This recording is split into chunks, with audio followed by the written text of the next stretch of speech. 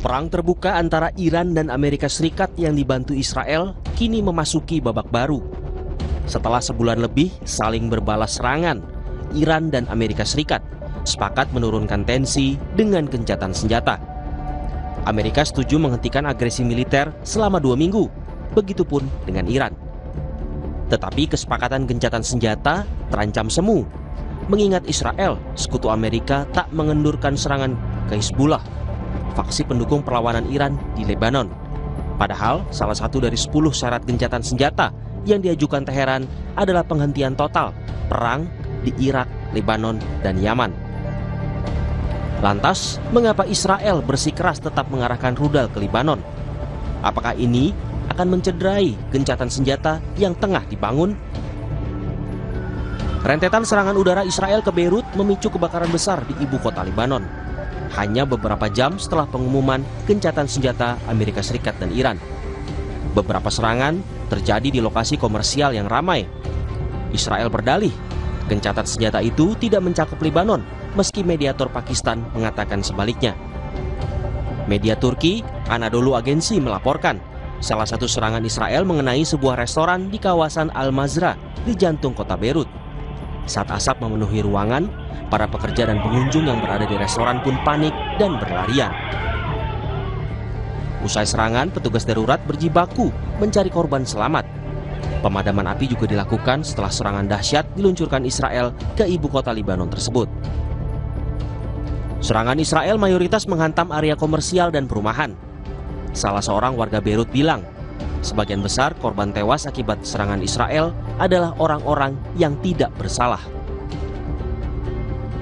مثل ما انك شايف دمر اختربت البدايه نزلت بالعالم الدنيا عملت اجرام مثل كل مره مثل ما انك شايف راح ناس ابرياء هون وهيك كل مره بقول لك في حدا هون وما في حدا هون. Menurut otoritas Lebanon, serangan Israel menewaskan 254 orang dan melukai lebih dari 1.000 orang. Dampak serangan lebih banyak dirasakan warga sipil ketimbang Hizbullah yang jadi target Israel sejak awal. Kamis kemarin, pemerintah Lebanon menetapkan hari itu sebagai Hari Berkabung Nasional.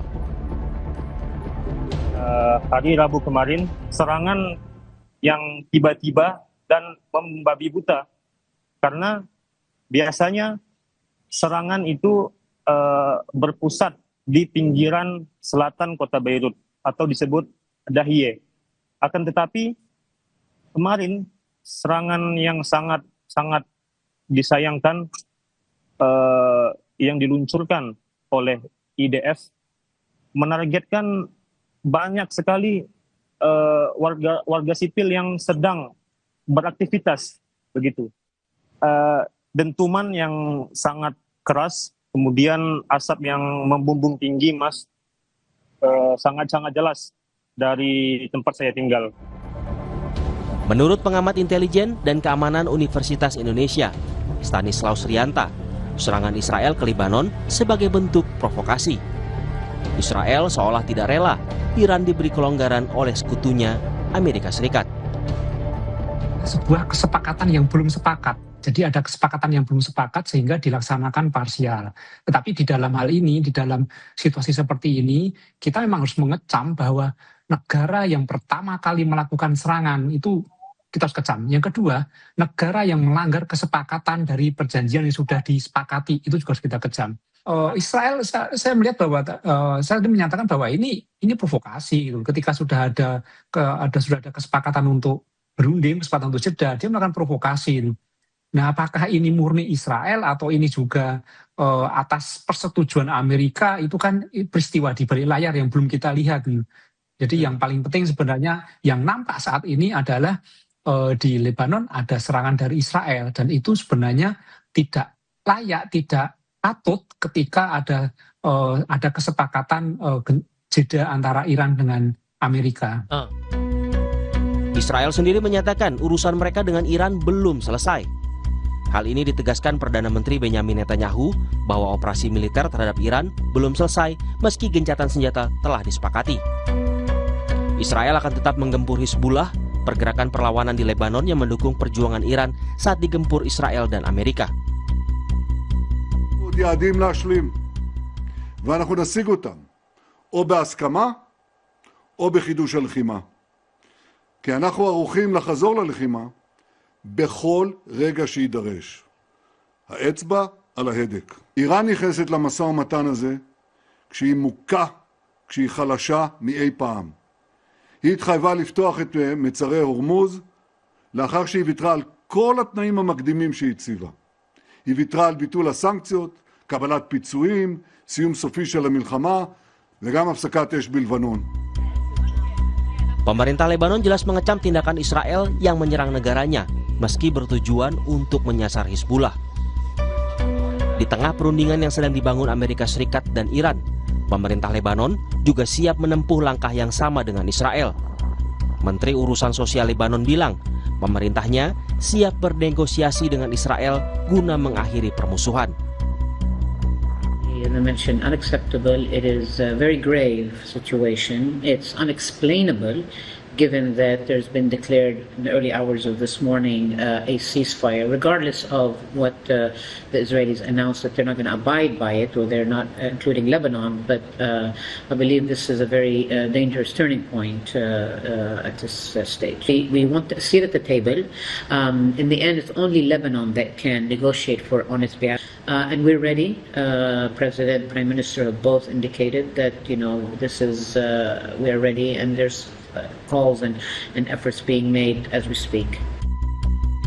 Sejak pecahnya perang Israel dan Hizbullah pada 2 Maret, Israel secara teratur menyerang Lebanon Selatan dan Timur, serta pinggiran selatan Beirut, tetapi jarang menyerang pusat kota Beirut.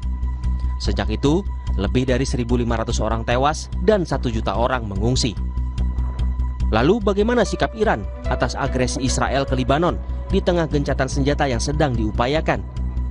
Media pemerintah Iran, Fars, mengabarkan otoritas Iran kembali menutup Selat Hormuz pada Rabu kemarin. Situasi ini membuat jalur strategis pengiriman minyak dunia kembali macet. Namun Wakil Menteri Luar Negeri Iran memastikan jalur strategis Selat Hormuz masih dapat dilalui kapal sipil. Tetapi harus berkoordinasi dengan otoritas Iran demi keamanan, karena Iran menempatkan ranjau laut sebagai bagian dari strategi perang. I can tell you that until now, the Strait of Hormuz is open. Of course, there are technical restrictions because of the war zone and because of many arrangements that Iran did during the war, during this aggression against Iran. So there are some technical restraints, and this is why that all the ships that they would like to pass through the Strait of Hormuz, they have to communicate with our army and our military contact points there because of the limitations in this strait. And this strait is a very narrow strait. It is in our territorial water plus Omani territorial water. It is inside our water. Gedung Putih merespons laporan media yang menyebut Iran kembali menutup Selat Hormuz. Imbas Israel terus menyerang Lebanon. Juru bicara Gedung Putih, Caroline Leavitt, menyatakan penutupan Selat Hormuz tidak bisa diterima. Caroline menegaskan kembali tuntutan Presiden Trump agar Selat Hormuz dibuka segera. Tuntutan tersebut merupakan bagian dari poin perjanjian gencatan senjata yang telah disepakati. That is completely unacceptable. And again, this is a case of what they're saying publicly is different privately. We have seen an uptick of traffic in the Strait today, and I will reiterate the President's expectation and demand that the Strait of Hormuz is reopened immediately, quickly, and safely. That is his expectation. It has been relayed to him privately that is what's taking place, and these reports publicly are false. Perundingan menyelesaikan perang antara Amerika Serikat dan Iran kini tengah dibangun. Apakah negosiasi akan berujung pada perdamaian atau justru api perang kembali berkobar? Mengingat ulah Israel, sekutu Amerika Serikat yang tetap menyerang Lebanon berpotensi menggagalkan gencatan senjata yang sedang berlangsung.